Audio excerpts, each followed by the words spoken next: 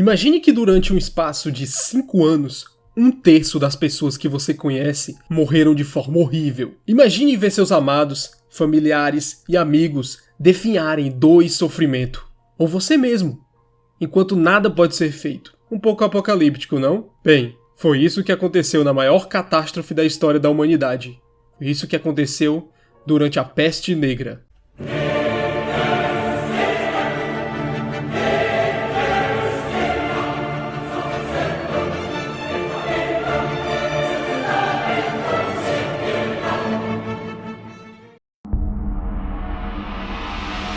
A Peste Negra foi uma das epidemias mais mortais da história, matando entre 155 e 220 milhões de pessoas em todo o mundo. E de acordo com algumas estimativas, mais de 50% da população europeia foi atingida por ela. Ela se originou na Ásia. Antigamente, achava-se que o local de origem era a China, mas hoje já se disputa isso, com a provável origem da doença sendo por volta do Mar Cáspio ou nas estepes. De lá, ela se espalhou para o ocidente até chegar à Crimeia, e lá havia uma cidade chamada Cafa, dominada pelos genoveses.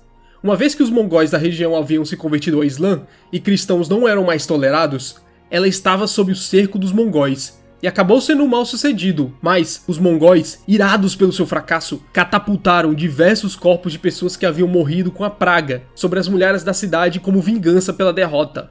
Essa versão, no entanto, hoje é disputada. Para outros autores, é mais provável que alguns ratos dos acampamentos mongóis tenham entrado na cidade carregando pulgas infectadas. Essas, por sua vez, começaram a infectar a população de Cafa. O que não é disputado, no entanto, é que em pânico, os comerciantes genoveses abandonaram a cidade em suas galés. Em sua fuga, buscando escapar da doença, passaram em Constantinopla e Messina, na Sicília, contagiando todos esses lugares. A princípio, eles eram bem-vindos onde aportavam, mas à medida que a notícia de que carregavam alguma doença se alastrava, começaram a ser repelidos com flechas flamejantes. Constantinopla, pela sua localização, foi a primeira grande vítima da peste, em maio de 1347. De lá, ela se espalhou pela Europa e para Alexandria, no atual Egito, de onde conquistou o norte da África e o Oriente Médio. Dessas cidades, os mercadores italianos levaram a doença para suas cidades de Gênova e Veneza. As colônias de rato viajaram pela Rota da Seda por toda a Ásia, espalhando a praga por onde passaram.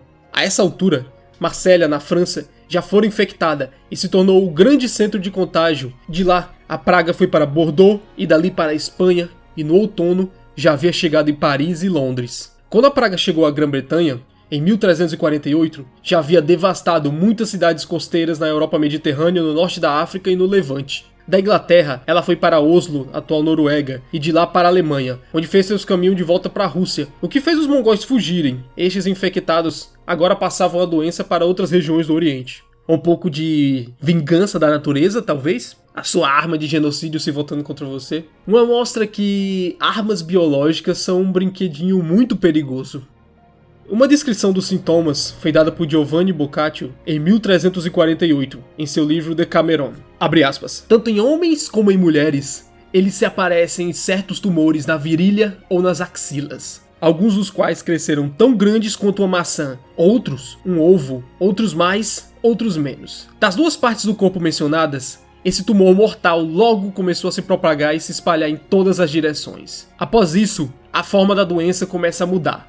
Manchas pretas ou lívidas aparecendo em muitos casos no braço, na coxa e em outros lugares. Fecha aspas. Ela não era apenas uma doença terrível porque tinha uma mortandade extremamente alta, mas também porque as fatalidades aconteciam em um curtíssimo espaço de tempo. O surto inicial durou apenas 4 anos, de 1347 a 1351, mas esse foi o tempo mais do que necessário para matar quase metade da população europeia. O termo peste negra não foi usado até bem mais tarde, em 1347. Ela era simplesmente conhecida como a pestilência, ou a doença azul, ou a grande mortandade. O termo pode ter vindo por causa das gangrenas negras que apareciam nos membros, ou por causa de uma tradição dos termos pestis atra ou atra mors, do latim. Existia alguma discórdia se a peste negra era a mesma doença que a peste bubônica, ou se era outra que surgiu naquela época. Mas aparentemente isso já foi resolvido com a descoberta de DNA da peste na polpa dos dentes de vítimas da praga do século XIV. No entanto, ainda não é possível dizer completamente quais são as manifestações clínicas e epidemiológicas da Yersinia pestis, incluindo a maior mortalidade e rápida dispersão durante a Idade Média. É também argumentado que ao longo da sua expansão pela Europa, ela acabou mutando, ficando ainda mais mortal em algumas regiões.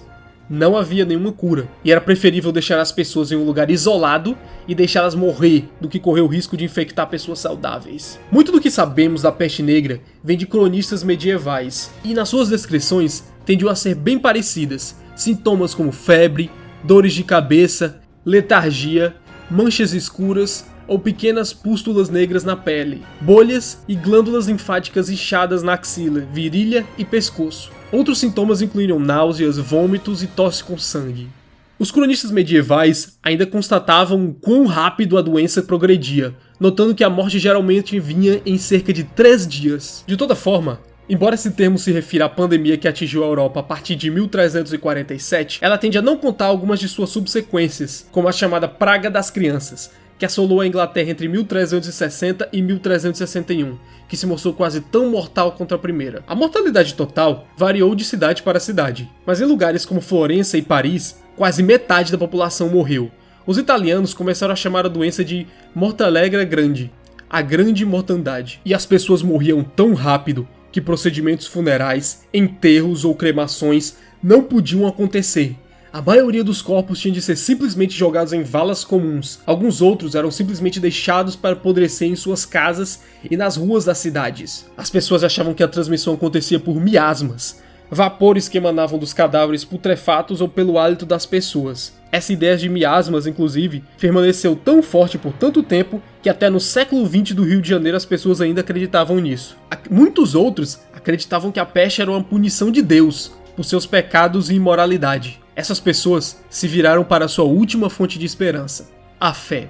Santos como São Roque de Montpellier, São Sebastião de Narbona e Virgem Maria juntaram procissões gigantescas de pessoas que se flagelavam com açoites cheios de pregos nas pontas enquanto cantavam hinos e rezas passando por cidade e cidade. Um dos hinos dizia o seguinte em tradução livre, abre aspas, "Nossa jornada é feita em seu santo nome, eu creio. O próprio Jesus Cristo a Jerusalém veio. Sua cruz ele segurou em sua santa mão.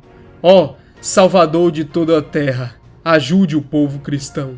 Fecha aspas. Os autoflageladores evitavam o máximo de contato possível com mulheres. Até mesmo sentar na mesma mesa era evitado. Eles dormiam na palha, não podiam tomar banho, comprar coisa alguma ou se barbearem sem permissão. Eles criaram um novo movimento da fé. Esse não precisava da intervenção da igreja para alcançar a glória de Deus, o que obviamente enfureceu muito a igreja católica. O movimento cresceu rapidamente, e por causa dessas suas crenças ardentes, começaram também a culpar os judeus. Aos seus olhos, eles eram pecadores que mereciam queimar na esperança que Deus perdoasse tudo e removesse a praga da Europa. A perseguição aos judeus como um todo foi uma consequência deplorável da peste. Na maior parte da Europa, eles sofreram pesadas represálias por ela. Lugares como a Inglaterra só foram poupados desse barbarismo porque em 1290 o rei Edward I já havia os expulsado.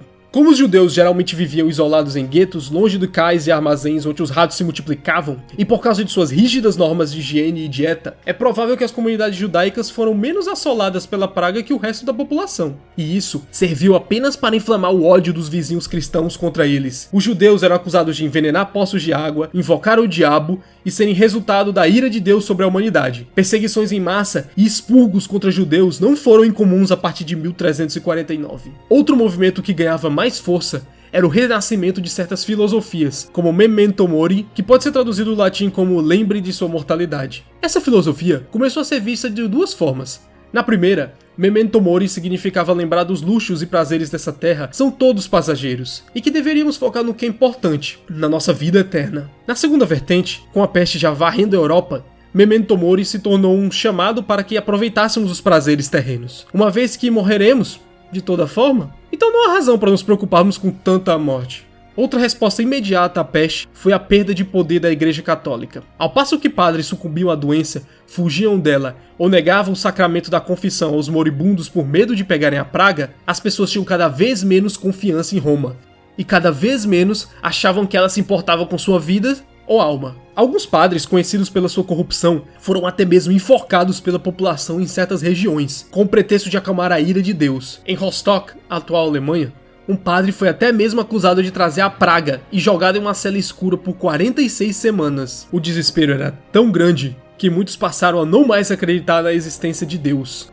ou que ele havia adormecido, ou mesmo que havia desistido da humanidade. E se isso não fosse o bastante, muitos charlatões também conseguiam dinheiro ao prometerem que a inalação de certos tipos de flores poderiam remediar a doença. Também se vendia todo tipo de adorno ou curas malucas que prometiam proteções quase mágicas, ou às vezes até mágicas mesmo. Mas essa não foi a única onda de pandemia. A peste secunda, a praga que novamente causou grande sofrimento, entre 10 e 20% da população europeia morreu. Famílias inteiras foram dizimadas e vilas abandonadas. As plantações não podiam ser colhidas, comida e bens de consumo se reduziram drasticamente nos mercados. E dada a escassez de mão de obra, camponeses sobreviventes conseguiram exigir pagamentos mais dignos dos aristocratas, que não tinham muita escolha, uma vez que precisavam deles para sobreviverem. Como resultado disso tudo, pesquisas contemporâneas estimam que o número de mortos na Europa foi de 50 a 70 milhões de mortos, cerca de 1/3 da população europeia. No mundo inteiro, a peste negra tomou de 155 a 220 milhões de vidas. E precisamos colocar esse número em perspectiva, porque a população da época era de apenas cerca de 500 milhões antes da praga ter atacado a humanidade. A população mundial só iria recuperar seus números pré-peste no século 17. Bem, foi isso. E talvez não tenha existido na história da humanidade um evento tão cataclísmico quanto a peste negra. Em números brutos, ela não é superada nem pelas 2 guerras mundiais combinadas, somando-se ainda algumas fomes como a da Irlanda do século XIX, da Ucrânia dos anos 30, da Índia dos anos 40 e os mortos na China na rebelião Taiping.